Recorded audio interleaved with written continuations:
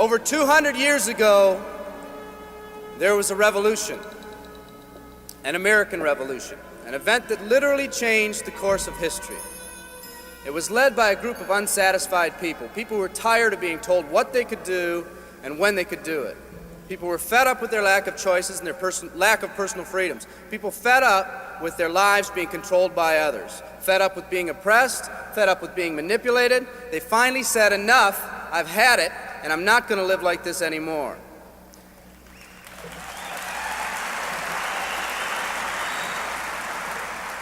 Our ancestors were people that took full responsibility for what happened to them.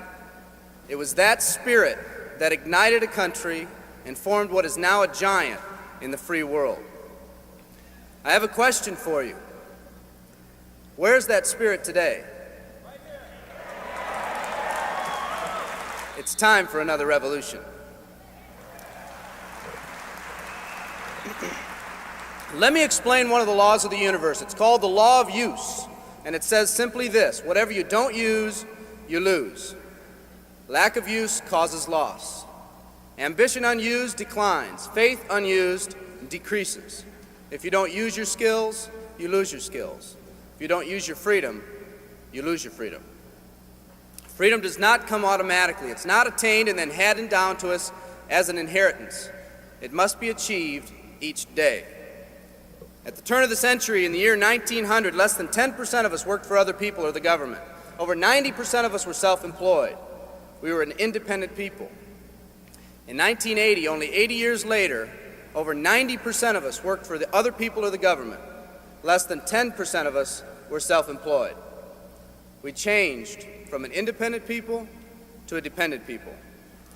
We'd slowly shifted from a people who took full responsibility for everything that happened to them to a people who've become talented and practiced at the art of blaming others for their problems.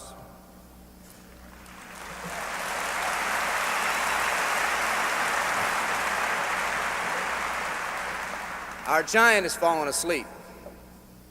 Our forefathers didn't say, who's going to take care of me?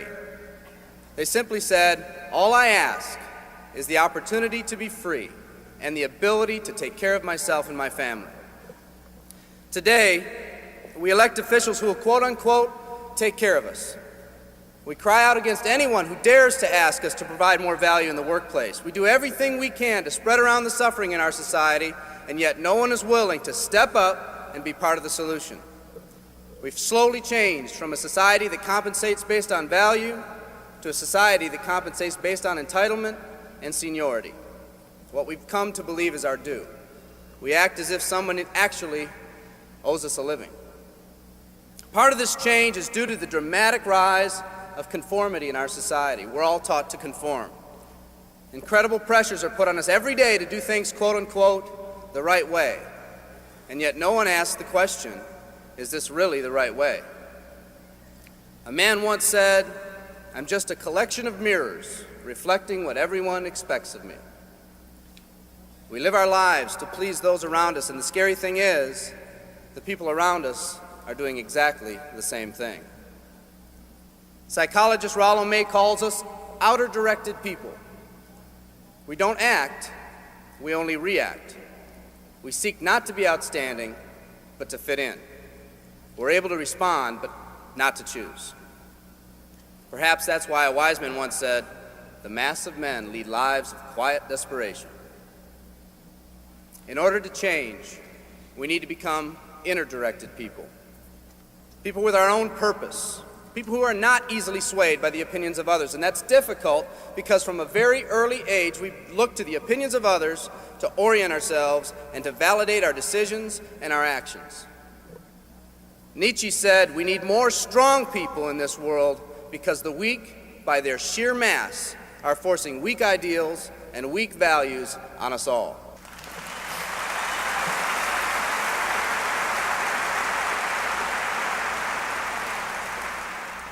Today's massive social and economic changes are waking this slumbering giant. Some people may not be ready right now for the changes happening today in today's society. It doesn't matter if they're ready or not. An old proverb says, if a man wants his dreams to come true, he must first wake up.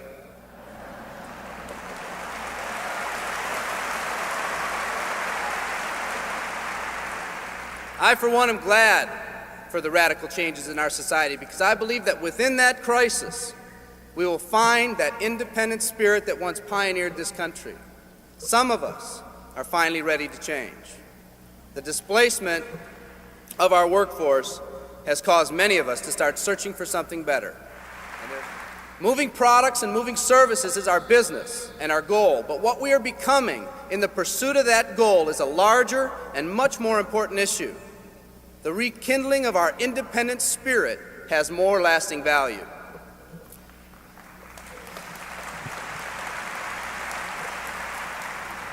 There's no more noble a business than the business that encourages the development of people. Every living organism has one and only one central need in life: to fulfill its own potentialities. The acorn becomes an oak, the puppy becomes a dog, and that's all that's required of the oak and the dog. But the human being's task in fulfilling his or her nature is much more difficult. The reason is, unlike any other living creature on this planet, you've been given the dignity of choice. You'll not grow like a tree. You'll grow only as you plan and choose to grow.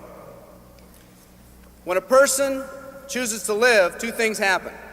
First, assuming responsibility for themselves takes on a whole new meaning. They accept responsibility not as something they've been saddled with, but as something they themselves have chosen. The second thing that happens is that discipline from the outside is replaced by self-discipline. They accept discipline not because it's commanded, because they themselves have chosen what they want to do with their lives. Just like when the disenfranchised men and women over 200 years ago got fed up and said, "I'm not going to live like this one more day," there's another revolution coming. It's coming not just from Americans, but from people all over the world.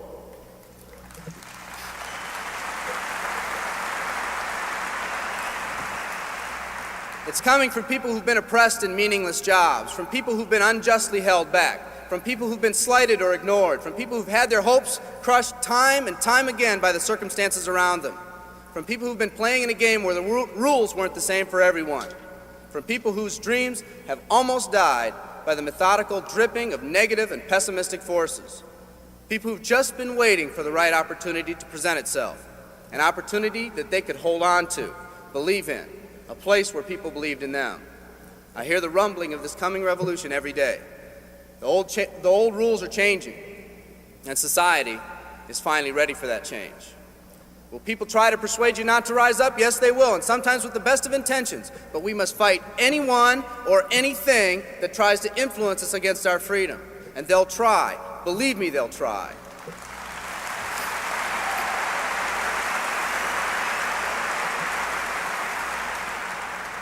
They'll try to suggest you off course, to nudge you off course, to distract you off course. There's another revolution coming, and it's going to be led by a group of unique and courageous people like you.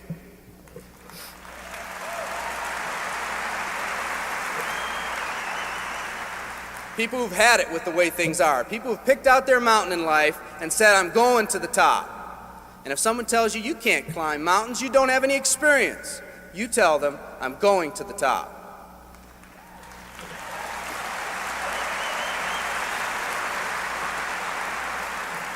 And if your neighbor tells you, "Come on, choose another mountain, that one's too rocky," what are you going to tell them? And if someone tells you, "Let's go over here where it's not so steep," what are you going to tell them? And if someone says network marketing, what are you going to tell them? And if your friend tells you, "Come on, let's climb this one, that one's too slippery," what are you going to tell them? If anyone tells you you can't go up, it's too rocky, too steep, too slippery, you say, "Listen here, I'm going up. You're either going to see me waving from the top or dead on the side. I'm not coming back."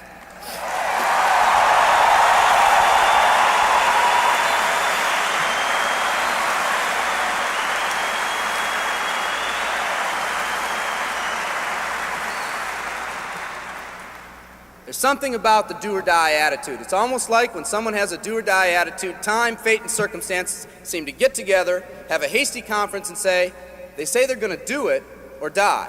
We might as well let them have it.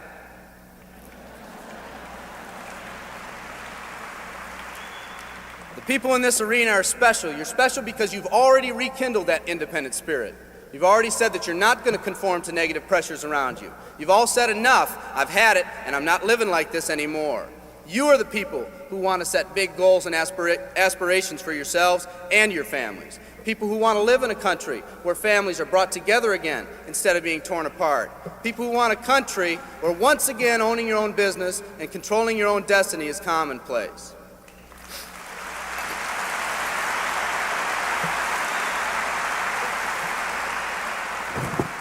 People who want a country where every man, woman, and child is treated with equal respect and dignity.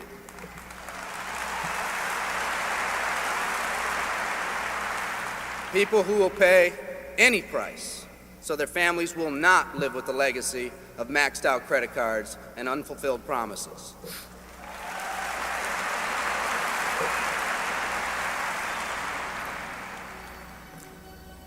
Today, we stand at the genesis of a new revolution, and people like you are going to lead it. Theodore Roosevelt said these words decades ago, and I think they're particularly appropriate today. He said, "We see across the dangers of the great future, and we rejoice as a giant refreshed. The great victories are yet to be won, the greatest deeds yet to be done. I've dreamt of a company that can give us the opportunity to make these dreams come true by allowing us all to fulfill our own true potential. I love you all. Thank you very much."